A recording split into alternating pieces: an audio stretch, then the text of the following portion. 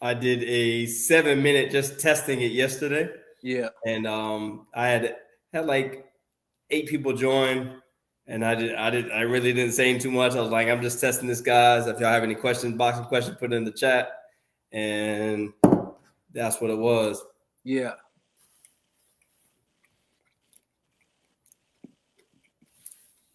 So this is live So now. We're going. yeah, We're so we're going. live right now. Okay. I'm gonna say what's going on. This is JR with Sacred Boxing. I'm on my the podcast test.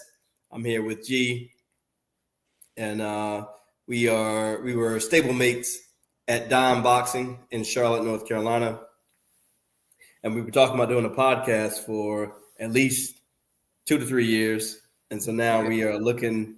We are in the tunnel with the Canelo Crawford fight, 3 weeks Yeah. out as of yesterday, and wanted to jump on here, test out our equipment, technology gap that exists Yeah. inside of what we do on a regular basis. Yeah. So now we are just testing this out, but we're looking to see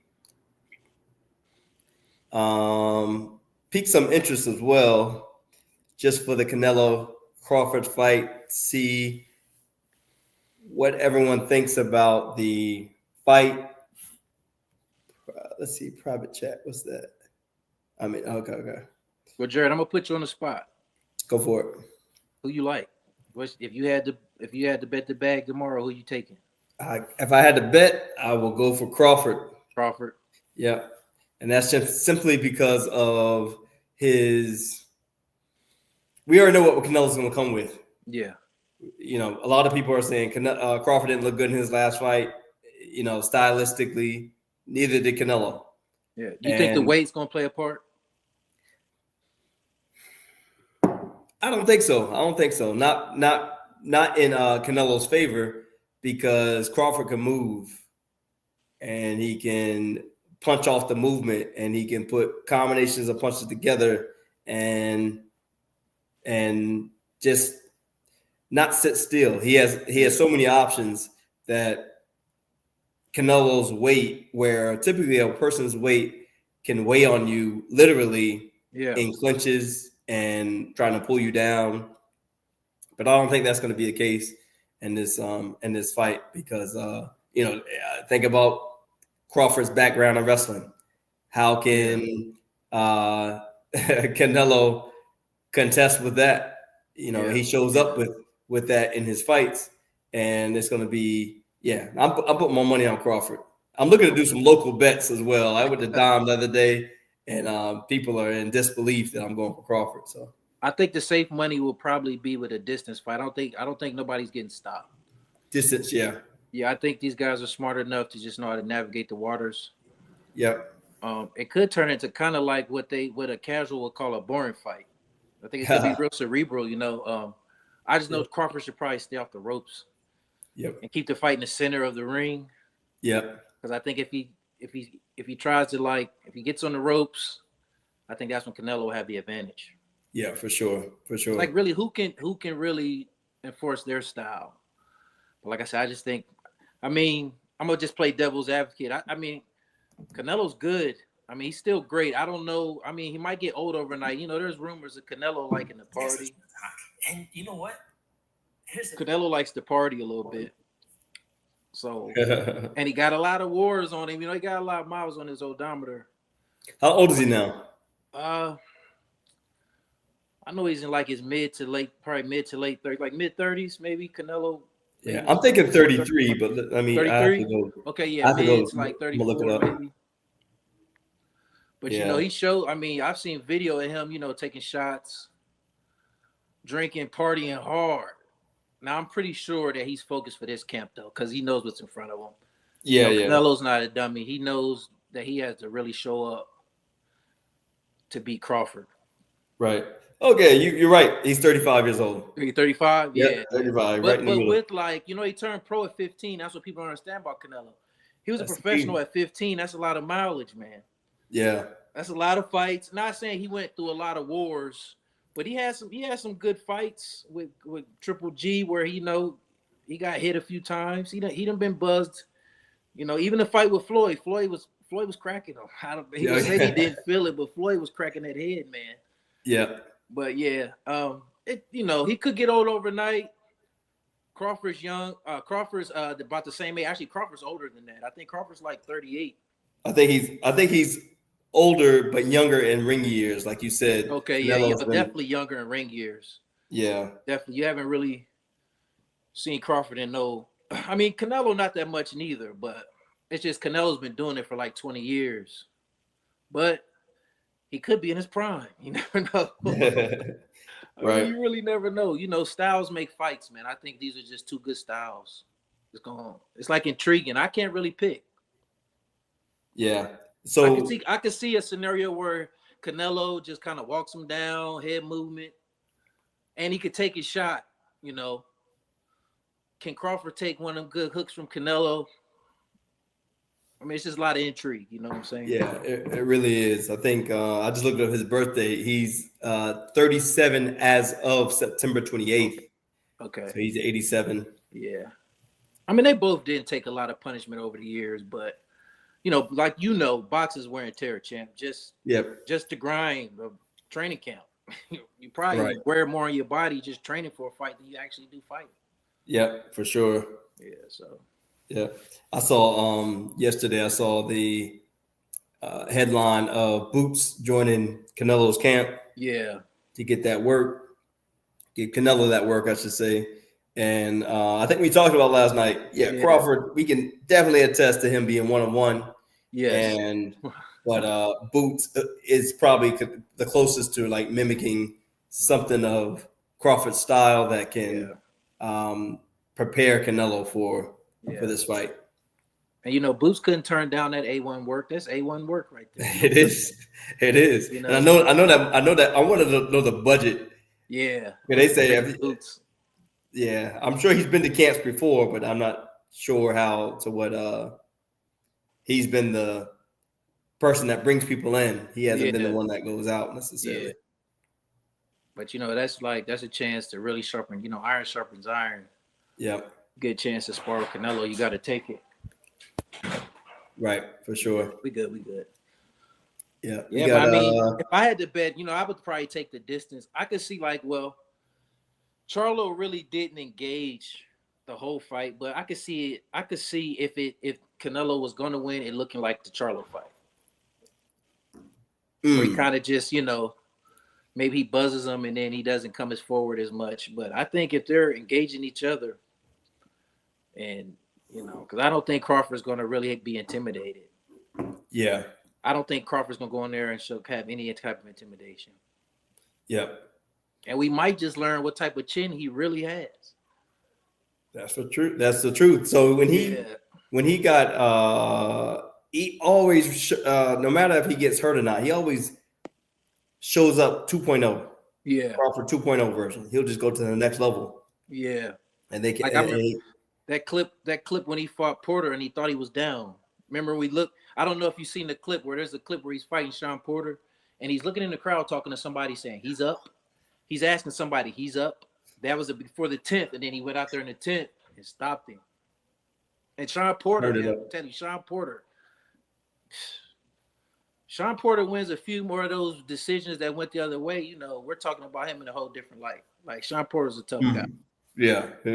I never seen Sean Porter stop. I think that's his only time being stopped.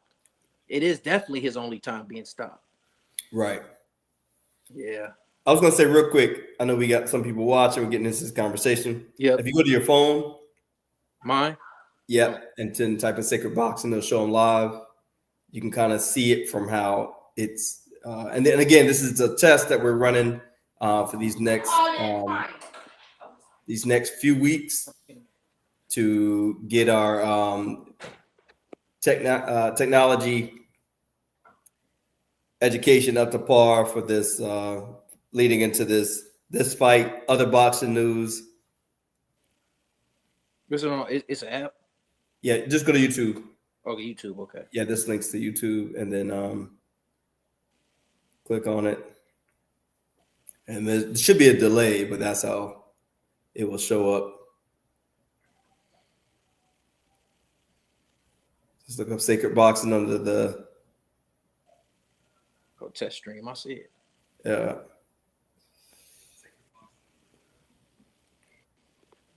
Test stream. Yep.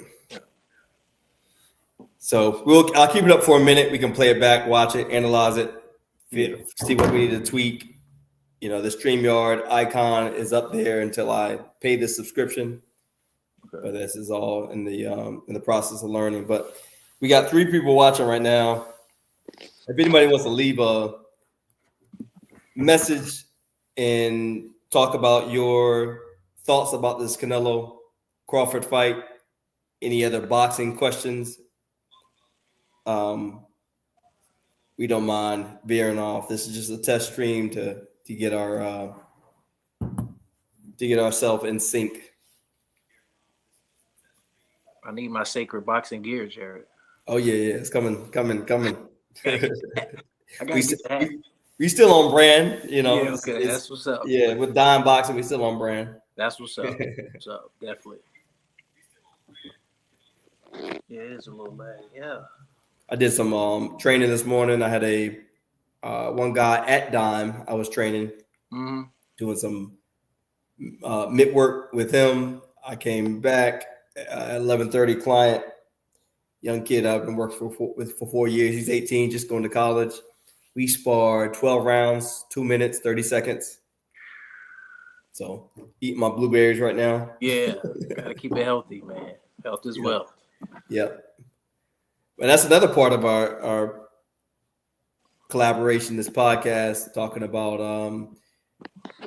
giving credence to the old journeyman fighters and talking about brain health at the same time. It's not just boxing, what's hot, trendy topics, but it's also what happens when you are done with your career, you're done with training, how to get to let boxing work for you. Yeah. Because there's no pension plan. It is not. Tough too, man. Yeah. But blueberries is very good for antioxidants, correct? Yep, antioxidants. I'm gonna look it up. I send it to people all the time, but I haven't put it to memory. And they don't taste bad. Oh yeah.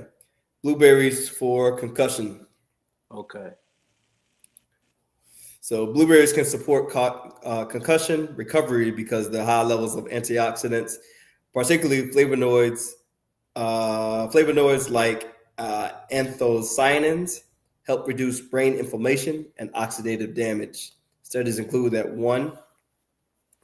one in rats, show that blueberries supplementation can mitigate cognitive deficiency, anxiety, and changes in brain-derived neurotropic factors associated with traumatic brain injury. To incorporate them into your diet, add fresh blueberries. It talks about yogurt, cereal, smoothies to aid in brain repair and enhance cognition function after a concussion.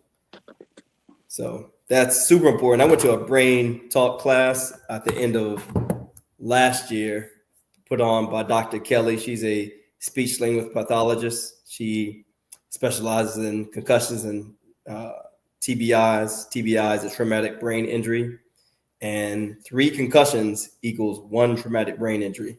So I've gotten TKO'd 3 times in my career in those 20 fights, but not to mention other stingers, my last fight, I think I went down 3 times. So, that whole event was a traumatic.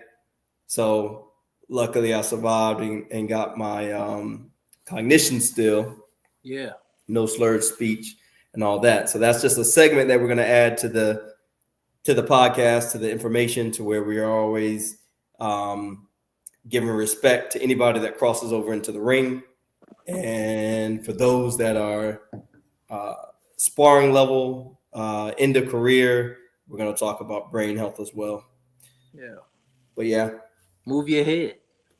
Move the head. Move your head, or somebody move it for you. Definitely true. I haven't been to no like brain docs, but I had an aunt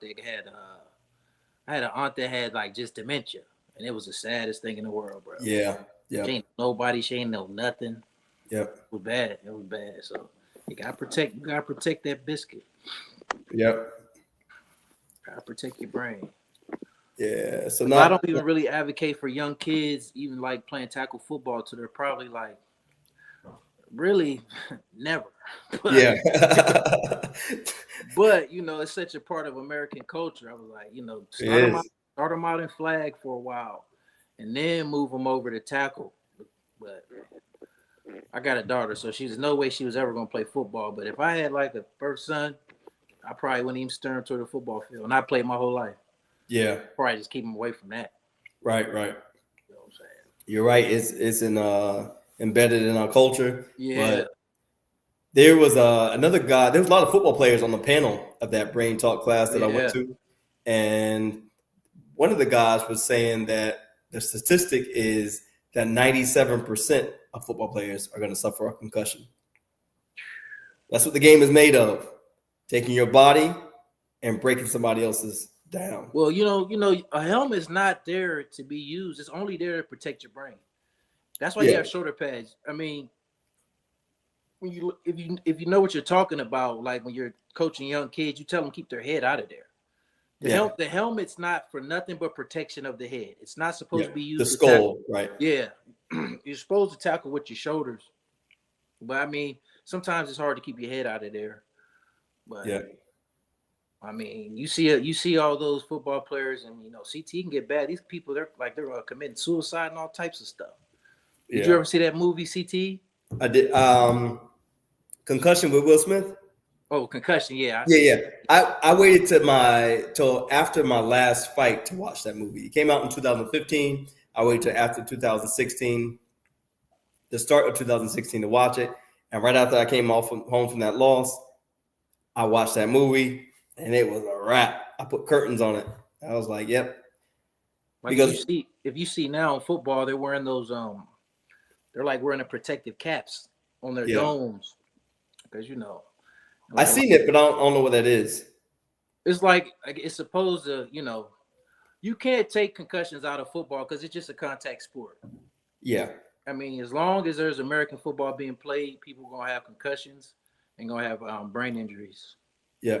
Because it's part of the sport. You might as well. I mean, now we might have a touch league because if you can't keep it that safe, you can't keep it safe. Like that. Yeah. They try like now you could, you know, hitting a defenseless player, stuff like that. But you know, that head-to-head impact, that's just part of football. You can't get around. Yeah. You already know about boxing, so yeah. But there is a skill inside of boxing that's different outside of football. Definitely. There's a lot of other career paths. You can be a commentator, you can be a referee, you can be a judge, be a trainer, be a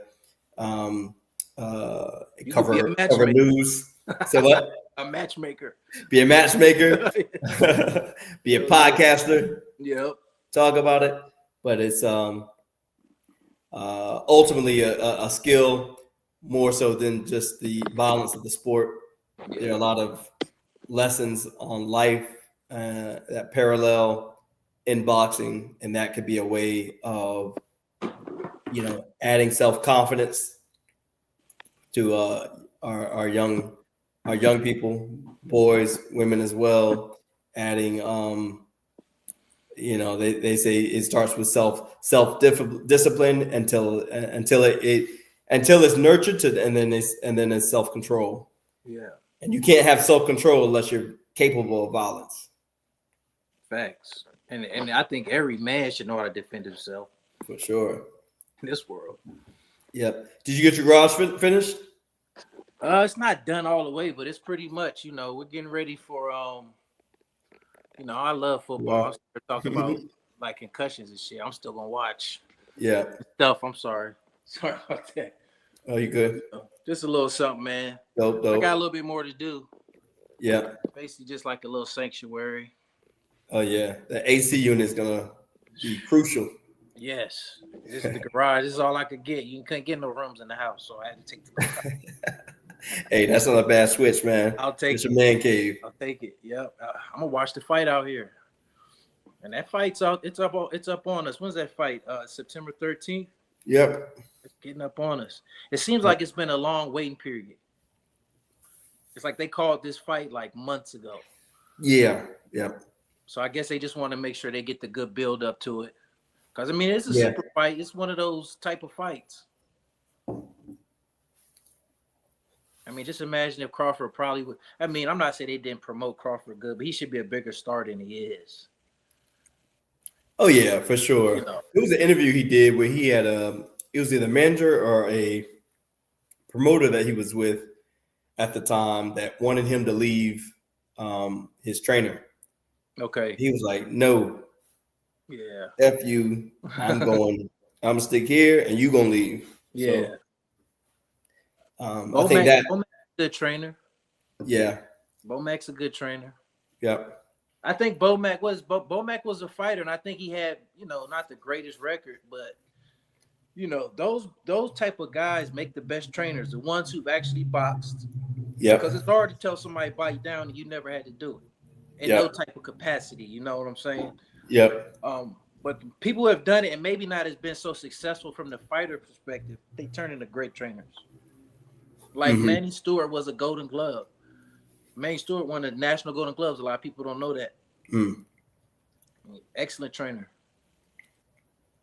Yeah, I go back and watch some of his clips to try to get a gym. Just one. Manny Stewart, yeah. Yeah. I always see the one where he's cussing out Lennox Lewis. Oh yeah. I tell him stop playing, or man. But then Yeah. I think Lennox did an interview saying, I had the fight in control the whole time. I was just waiting my time. Yeah. To knock him out. Speaking about Emmanuel Stewart, do you think he was a offensive trainer or a defensive trainer? He was definitely, I think, more offensive because a lot of his clips, he's talking about getting on the front foot. And if you watch how Tommy Hearns fought, Tommy Hearns threw a lot of jabs, threw a lot of punches. He's really not known for his defense. Tommy Hearns is known for throwing that good right hand. Yeah, and having skill too. Yeah, I think he's more offensive. Most of the Kronk fighters are like front foot fighters. Yeah, right. Kronk gym fights. Definitely. But he was good with heavyweights, so he's more like a hired gun. They will come get him, like when a fighter, I guess maybe wasn't living up to their potential or just needed a change. Yeah. So he didn't train Lennox the whole time. I don't think. They brought him in late with Lennox. They brought I think he did start Michael Moore though. He started Michael Moore when Michael Moore started in the Kronk gym. Then he ended up going to Teddy Atlas. Yeah. Yeah. He's one of the greats. Definitely. It was a clip of him and Jermaine Taylor. He was like, throw the punches, man. He's fighting Corey Spinks. And like Spinks could have won the fight. Corey Spinks. I'm still in there. Okay. Okay. And he was like, throw the punches, man. That stuff be comedy sometimes, man. He's like, throw the punches. Like, forget the jab, man. He was like, throw the straight right. Just punch. You gotta do something. Yeah. But Corey Spinks is one of them slick guys, man. Mm-hmm. You know what I'm saying? He can make you look bad. I went to Don today, and this guy from Rock Hill was up there, and he was asking, did I remember Tay-Tay? Tay-Tay. You remember Tay-Tay from Rock Hill, from York? He was kind of like, unashamed. I was really in and out of Don, like not really too consistent in there for years, some months. But the name doesn't ring a bell. Yeah. Okay. He was with Shane Benfield. I remember watching you on Spidey spar. Oh yeah, we had some. That was good entertainment. It was the first gym I went to. I think it was right before. No, it was right after my pro debut, and it was the 30-second bell went off, and me and Spidey didn't. We weren't the best of friends. Yeah. And I was trying to go after him, and I threw this big overhand, boom, and I injured my shoulder. The way I was holding it, coach thought it was dislocated. So he had Omar from the gym, had me traction my arm out like this. Omar put his foot right here, and put his foot right here, and tried to traction out my arm and get it back in place. And it was nothing but pain. And I didn't have insurance, so that's why we went that that route. And then I went up the street to South Boulevard where they had a chiropractor there. He took an X-ray and he was trying to manipulate it back in place, but he didn't cause any pain because he knew how to, move the humerus. Yeah. And then he couldn't do it. And then went to CMC Pondville. Doctor over there didn't know what was going on. Looked at the CT at the X-ray, couldn't tell what was happening. And she sent me to an orthopedic doctor. And luckily, we knew somebody, Dr. Nagy from Salisbury. He looked at the X-ray that the chiropractor took and said, "Oh, you fractured your shoulder blade, 6 to 8 weeks."